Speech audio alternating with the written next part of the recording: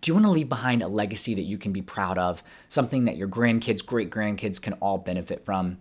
If so, you're not alone. In today's episode of The Five Core Life, host Will Miller sits down with Nate Ritter to discuss legacy and how you can create something that will last well beyond your years and benefit society. They talk a little bit about global warming and what are some of the scary predictions in the 1970s that are now coming true, and why it's so important to use technology and creativity in order to solve some of these huge problems and leave a legacy on the world that will last well beyond your years. If you have not already, go ahead and pound that subscribe button so you get notified when new episodes of The Five Core Life air. Are you ready to fire on all cylinders? If so, let's go.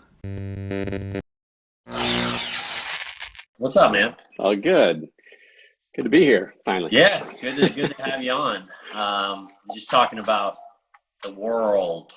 Yeah, The world burning what's your down. take on all that stuff? I don't know, I think we go in cycles. I think there's times where world's kind of crazy and I've kind of read a ton about how, whether it's economic cycles or whether it's governmental cycles, where we come and go. And I think in the grand scheme of things just keep plugging along. And I think if we think that the whole world's going to end, then I think we're, kind of starting off in a pessimistic position, and we probably are going to act and behave a little differently. I kind of like to, start more on, there's cycles, and sometimes I think the thing to do is to look at it and consider, like, what is the cycle that we're in, and where can we be, where should we be, how can I make it better, those kinds of things. So, that's just 2 cents, from my perspective, I guess. So, Got it. So, are you saying you don't believe that? Do you think this is a cycle? You don't think that the warming is due to humans? You think it's more of like a cycle that we're in? oh, I was thinking more socioeconomic and governmental. So, no, Yeah. I think the whole, like, the issue with the world, for sure. I mean, the science is pretty clear on that one. So that, Yeah. we're in a dangerous position for sure. Sorry, Yeah. I was off on a totally different tangent. So, Oh yeah. No worries. Right. We don't want to panic. At the same time, we've kind of just been ignoring it for a very long time. yeah, And, I was talking about this article that I read the other day. It's by this infamous study done in 1972 on the prediction of global collapse in the 2040s, which sounds like a doomsday scenario. But to me, it's like, normally, like, I always stay away from like conspiracy, like that stuff.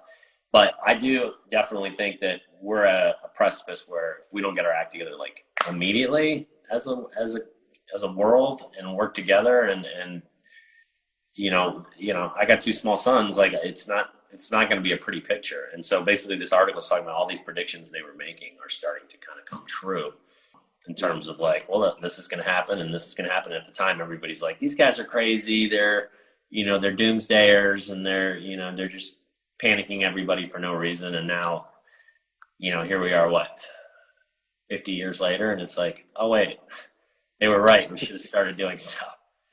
So, yeah. but we won't go down that rabbit hole. I always just, when I'm waiting for guests, I always kind of like to pick little topics from the headlines and get people's perspective. So That's good. let's find out more about you, sir. Tell us a little bit about yourself and how you got to where you are now, and kind of what your goals are and what you're trying to do to help the world. Yeah, sure. So I started when I was really young, and I had a really creative mom who helped me kind of see the world in kind of the beauty that's around. And so I started off really liking art and kind of going down that direction. And I kind of went into this form called stipple or pointillism, and it's basically just a bunch of little dots. And then, but all together, it creates these like massive pictures. And so kind of the big crescendo for that kind of period of my life was creating a kind of a big poster of an eagle. And it took a couple of weeks to do. And it is, I kind of estimated it was maybe 2 million dots in it. And to this day, I need to see it. Oh my God. Yeah, Wow.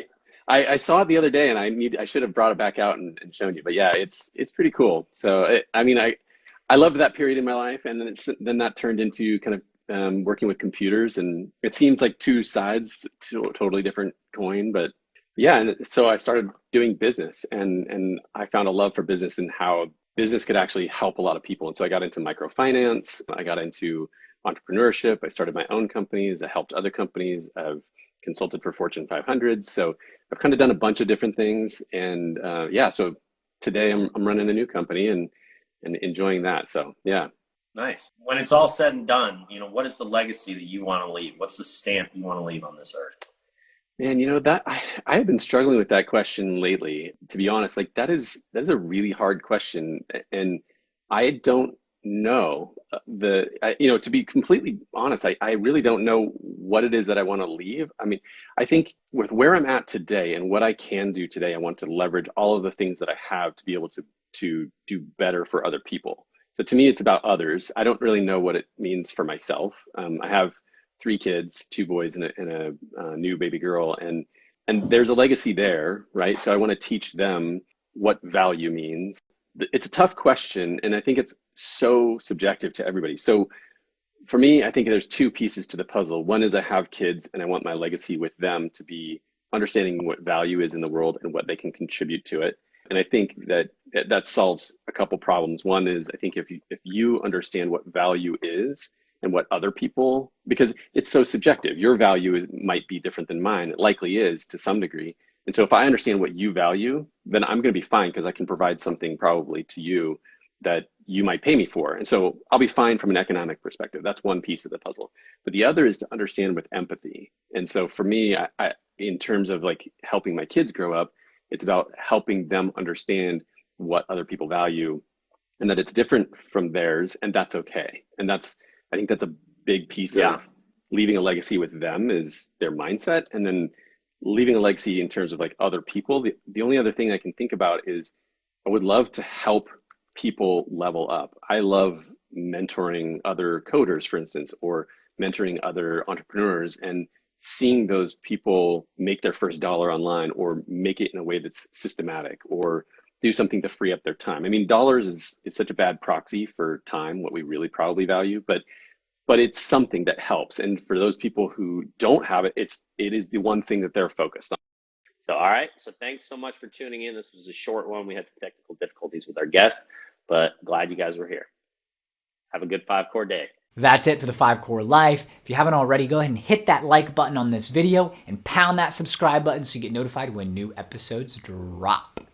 Also, please fill out the free 5-Core Life Evaluator quiz. It's a great way to get a baseline of where you are in the 5 cores and which of the 5 cores you need support. In addition, you'll get some actionable advice that you can apply and start improving your life in the areas that you need it most. That's it for today's episode of the 5-Core Life Podcast. Have a wonderful day. Get moving. Gain momentum. Join the movement. Join Emmett by going to moremomentum.com to take a free life evaluator quiz on where you currently stand in each of your 5 cores.